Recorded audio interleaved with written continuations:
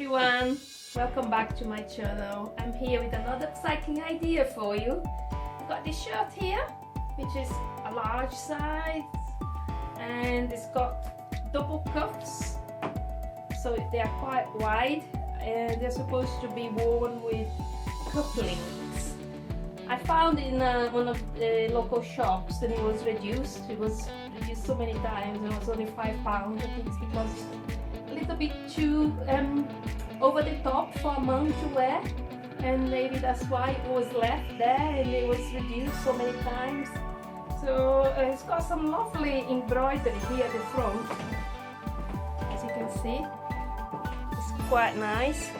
So for a dress, I think it will be very beautiful. Lovely material, good quality. It's a Ted Baker shirt. So I got some plans for it and I hope you like my idea with this shirt. See what happens. First thing to do is remove the collar piece and the sleeves. So I'm cutting all along, very close to the seam.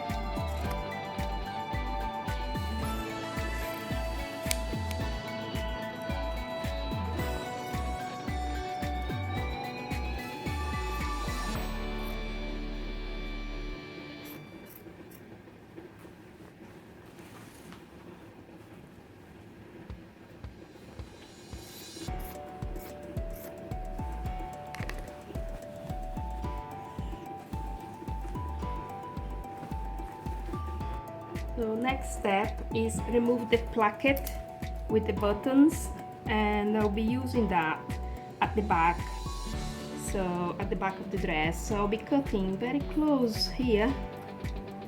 This one I'm lifting that little section so I can get very close to the edge, and I'll be cutting all along. And on this other side, I'll be following this pink line here, leaving a little bit of seam allowance here because I'm going to be using this to sew at the back of the dress right to the end. Now, after I removed both plackets, here they are from both sides, I'm going to be using this at the back of the dress afterwards. This is what I got left here at the front. I will be turning over, trying to line it up here with the pattern, the embroidery pattern, and I will be pinning first. I have sewn all across the needle and pressed flat and zigzagged to finish off the edges, the raw edges. And now I'm going to cut the side of the shirt all along as close as to the seam as possible. Now mark it all along here like that,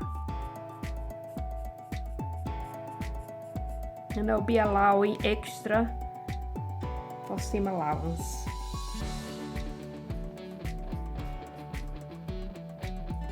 Like that. And here the same. I'll be marking all around here and then I'll cut it. I'm marked before, about here.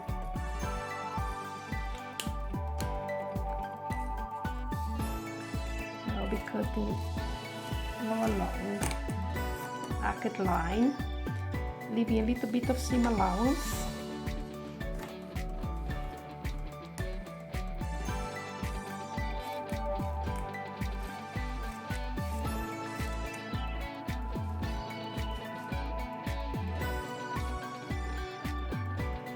Cutting out on the waist area, allowing a little bit for seam allowance as well.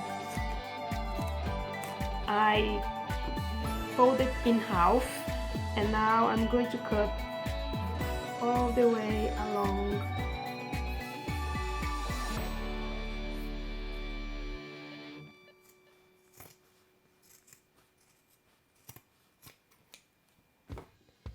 Now I have the back of the dress that I'm using to take the pattern out of it, I folded in half, as you can see, pinned it here. I don't need to add any seam allowance.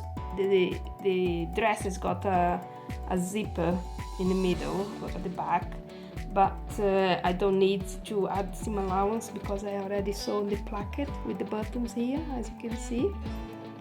So all I have to do now is mark with my erasable pen, adding a little bit of seam allowance all around the neck edge area, here as well, adding seam allowance, and all around.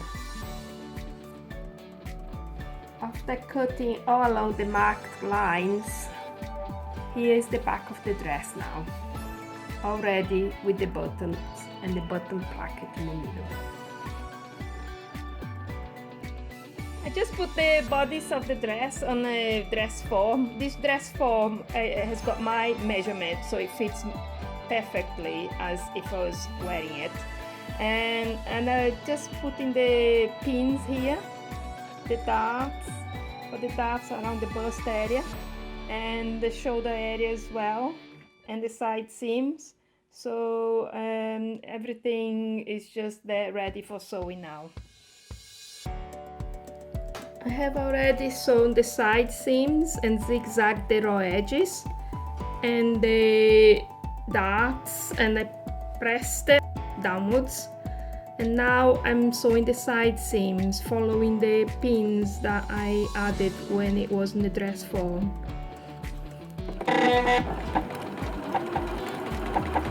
I unpicked the collar and then I sewn them together to make a long strip like that.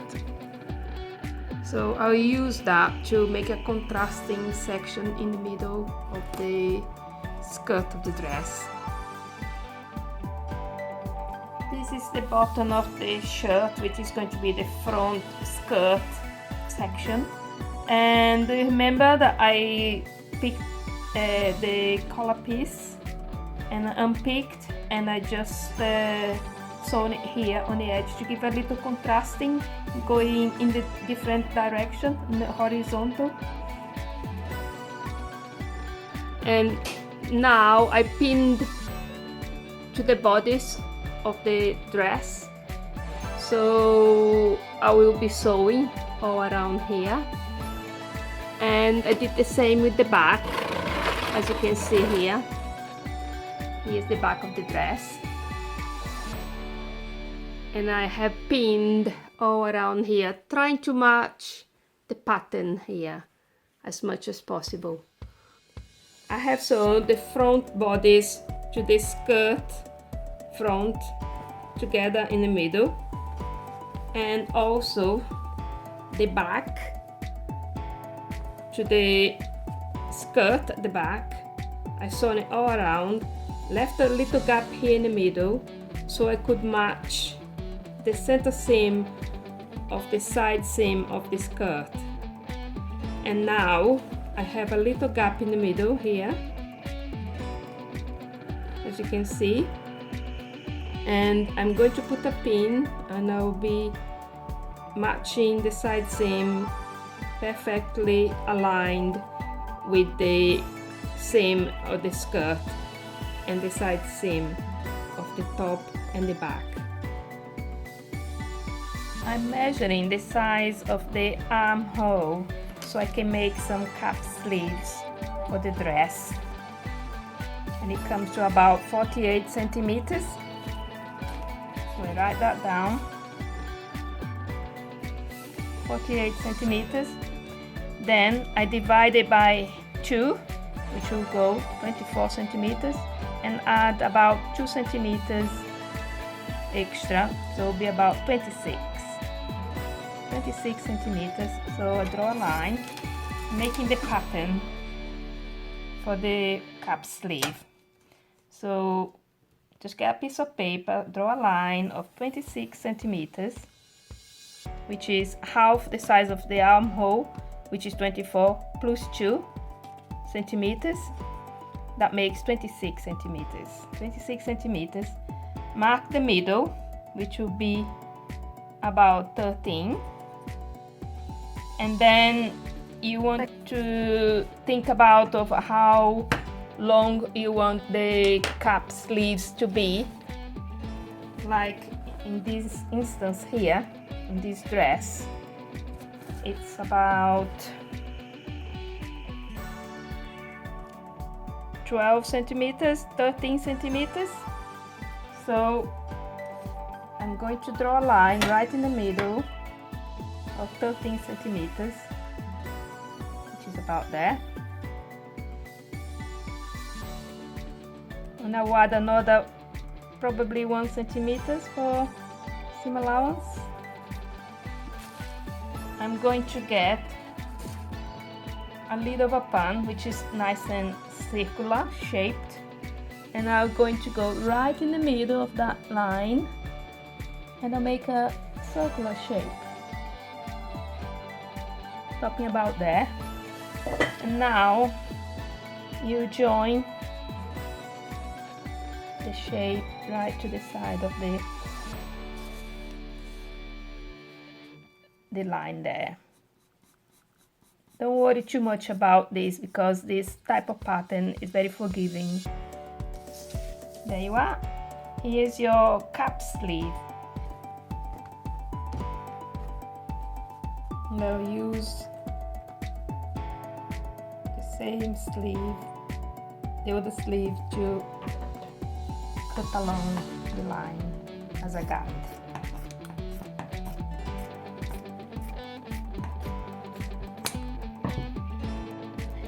As you can see, I cut both sleeves using the pattern that I made previously, and I cut another piece of fabric.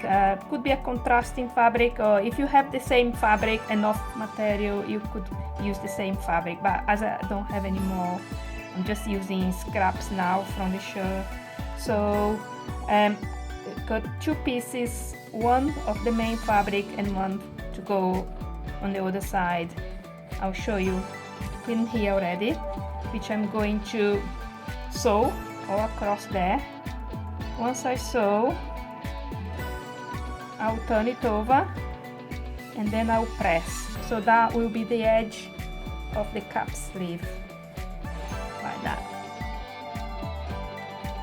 As you can see, I have sewn the edge here with the contrasting side. This time I chose white because it's one of the dominant colors here. So I pressed it nicely, and I did 2 rows of gathering stitches quite close to each other to give a nice shape at the top on the shoulders. So it's looking really nice, the shape of it. I'm very pleased. I already pinned one of the sleeves here on the dress, and it's looking really pretty. I'm very pleased with it. I'm sewing the sleeves to the armholes now, all along.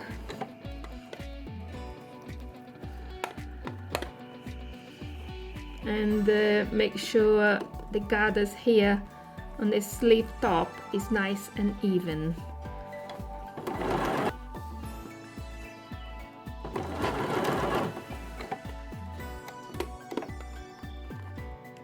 I managed to cut a piece of bias binding from the shirt and from the scraps that I had left over. And here's the end of the cap sleeve. So what I do is usually I fold in half here together, right sides together. So before the end of the cap sleeve here, I put the bias binding there like that, and I sew it all along the edge of the sleeve here on the armpit section until I meet the other end of the cap sleeve. That will give a nice finished edge here on the armpit.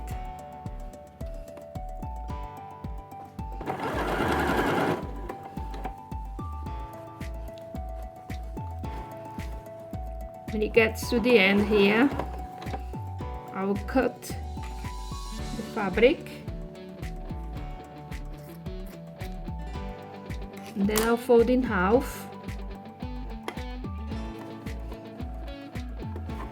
and I'll continue sewing till I meet the other side.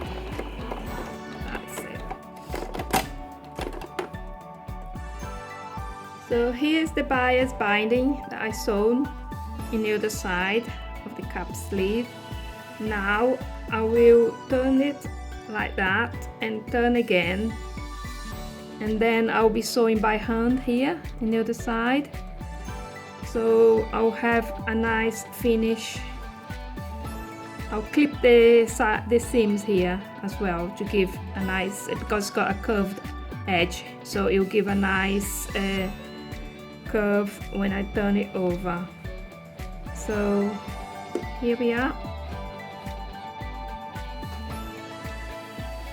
I have sewn the sleeve here, the cap sleeve in place, and now I'm going to do the other sleeve, and I will measure the distance between the armpit and the one that I already sewn, and it's about 4 centimeters. So I will measure here on the other one 4 centimeters. I will put a pin there because that's where I want to start the other sleeve here, exactly on that point, so it will be equal distance when I finish. Will be the same as it is in the other side, the same distance. So here the sleeves, after I remove the cap, the section for the cap sleeves here, and now I want to make the most of it, because I'm going to use this section to make a frill for the bottom of the edge of the dress, for the hem, and I'm going to unpick.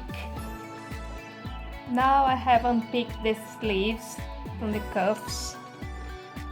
I gave me a little bit more material here to work with, which is nice. I pressed the seam flat here in both sleeves, and now I'm going to cut around the side. It's going to be a frill.